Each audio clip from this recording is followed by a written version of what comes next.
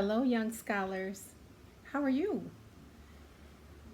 My name is Miss K, and some of you may recognize me from school.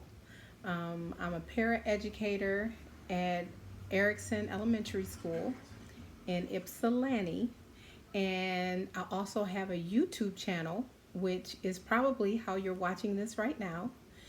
And the name of my YouTube channel is Our Community Reads because I really love reading. I love picture books. I love cartoons too, but that's a whole different conversation. And some of you may know me from Queen's Club because I have a group of young ladies that I have the joy of meeting with about once a month, and we do all kinds of fun stuff and learn about money and we learn about cooking and we just do a whole bunch of fun stuff. But today, we are going to read this beautiful book, and it is called Cinderella, a Princess of the Moors, second edition. So this book is by a company called Urban Tunes. Can you see that? They have a lot of amazing books. So get your parents to look that up for you, okay? So we're going to jump right in and read about Cinderella. Cinderella might look a little different from the Cinderella that you may have seen in cartoons. So let's find out her story.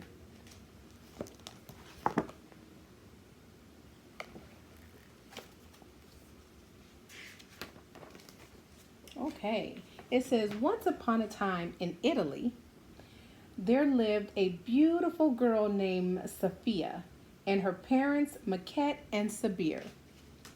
Sophia's parents met when Mansa Musa was traveling on a pilgrimage to Egypt. On that day, Mansa Musa gave the Egyptians so much gold that it replaced their money and they made statues, plates, cups, forks, and gold jewelry.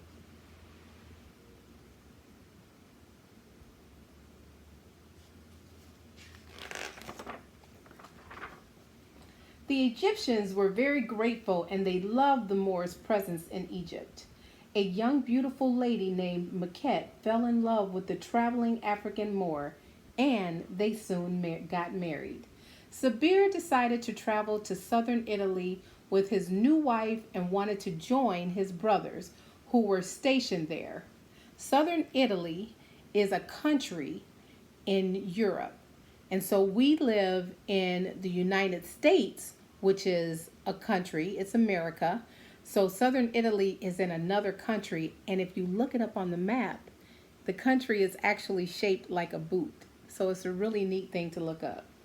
In southern Italy, the Moors invented wheat pasta and planted citrus fruit trees. Citrus is like grapefruits and oranges and lemons and limes.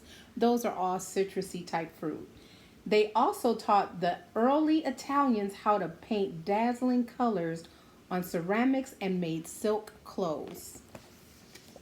Wow, sounds like they did a lot of stuff. They knew how to do a lot of stuff and they shared that information. That was really nice of them. Sabir's wife Maquette became pregnant after settling in Italy and later had a beautiful daughter named Sophia, which means pure or a friend.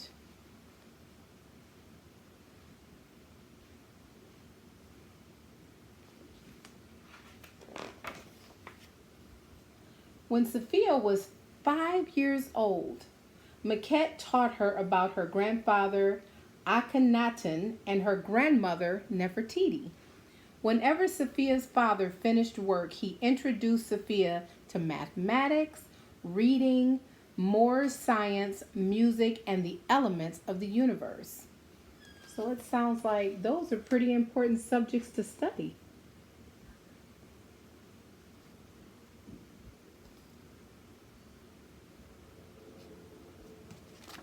Are you liking the story so far? I hope so. Let's keep going. Maquette was a beautiful brown skinned Egyptian woman. She told Sophia that her skin color is an essence of God and was kissed by the Most High. Sophia befriended her next door neighbor named Gabriella, an Italian girl of her age. It's always nice to have friends close by. They became best friends and grew up together like sisters.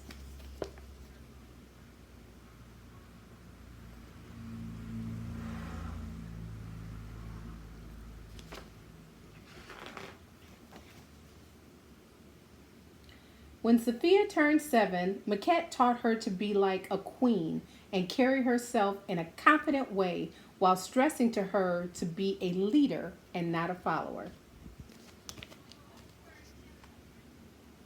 So her mom taught her the importance of using her own mind and making her own good decisions based on the values that her parents had taught her.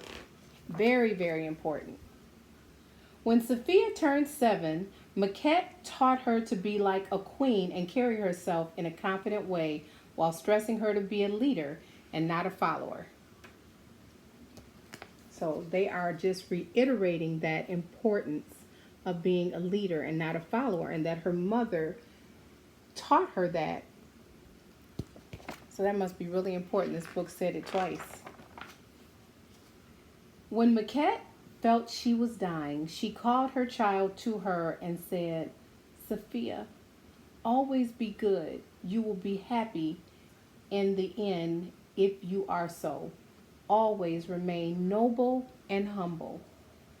Then the poor lady died, and her daughter was full of great grief at the loss of a mother so good and kind. Sabir was unhappy, but then got married to a lady who had 2 daughters. Both her daughters were mean, as was their mother, and they could not bear Sophia's good qualities.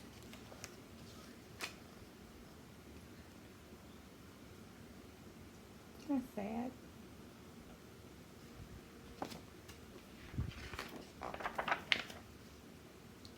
Sophia used to sit in the chimney corner after her work, so they called her Cinderella. She was prettier than her sisters even when they were well dressed. It happened that King Mansa Musa's son held a ball to which he invited all the elite Moors, and so they both became very busy choosing their dresses. They called in Cinderella to take her advice and said, "Don't you wish your hair was straight and beautiful as ours?" "No," she replied, "my hair is my crown and glory from the Most High." Both sisters were mean to Sophia, and they used her. Sophia helped both sisters get dressed, and they left her. Some people can be really mean when they're sort of not happy about who they are. A lot of times it has nothing to do with you and all the beautifulness and amazingness that you are. Try not to take it personal. She walked away and cried in the chimney corner. There was a knock at the door. Knock, knock. And she found a little old woman asking for food. She gave the lady some of her own food and told her all the grief she had and her desire to go to the ball. "But you will go, my darling," said the old woman. "I am your fairy grandmother. Do as I say, and you shall have clothes and horses finer than anyone." Cinderella became very excited. The fairy grandmother asked Cinderella to get her a pumpkin. She got one which was as big as a beer barrel.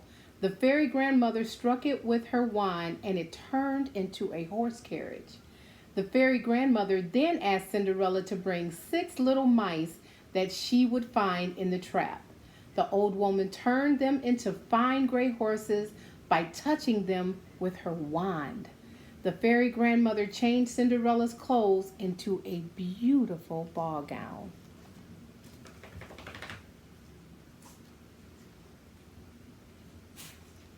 It was interesting that she asked her for food. If you can turn a pumpkin into something and turn little mice into horses, don't you think you might be able to create your own food? grow your own food something? Maybe she was testing her to see what kind of character she had, you think? She also gave Cinderella a beautiful pair of glass slippers, which she helped her to put on. The fairy grandmother warned her to return before midnight. Oh my gosh, look how beautiful she is. Look how stunning she is. And see, that used to be the pumpkin. It turned into the carriage. And then she turned the mice into what color horses again? Do you remember? I think it's gray horses. It's beautiful, right? She is about to make a grand entrance. The arrival of Cinderella's carriage attracted everyone's attention. His Royal Highness welcomed Cinderella and helped her out of the carriage. Everyone's eyes were fixed on the beautiful pair. All her motions were graceful and pleasing. Now that is how you make an entrance to a party.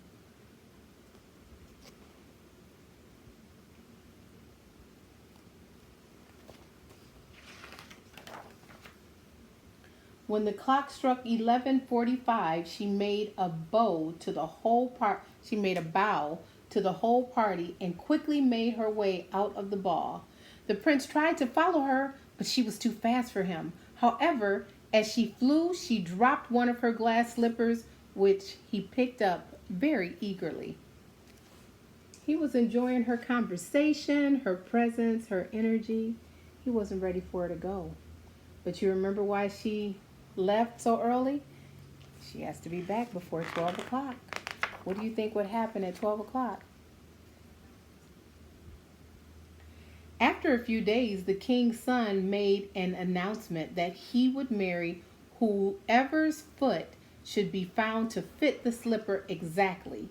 It was tried on by all the princesses and even by the two sisters, but in vain. To no avail, because the fairy grandmother made sure that those shoes, those glass slippers, only fit whose feet? Cinderella. Fairy grandmother was very wise, very wise.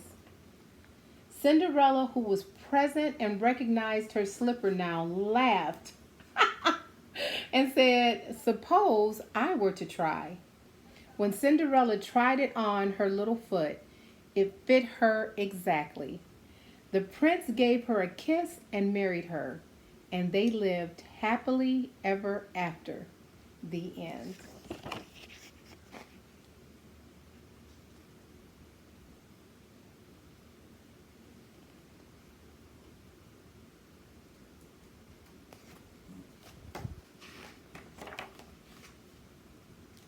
And this is the author that wrote the book. He works for Urban Tunes. And that is the picture of Cinderella and her prince.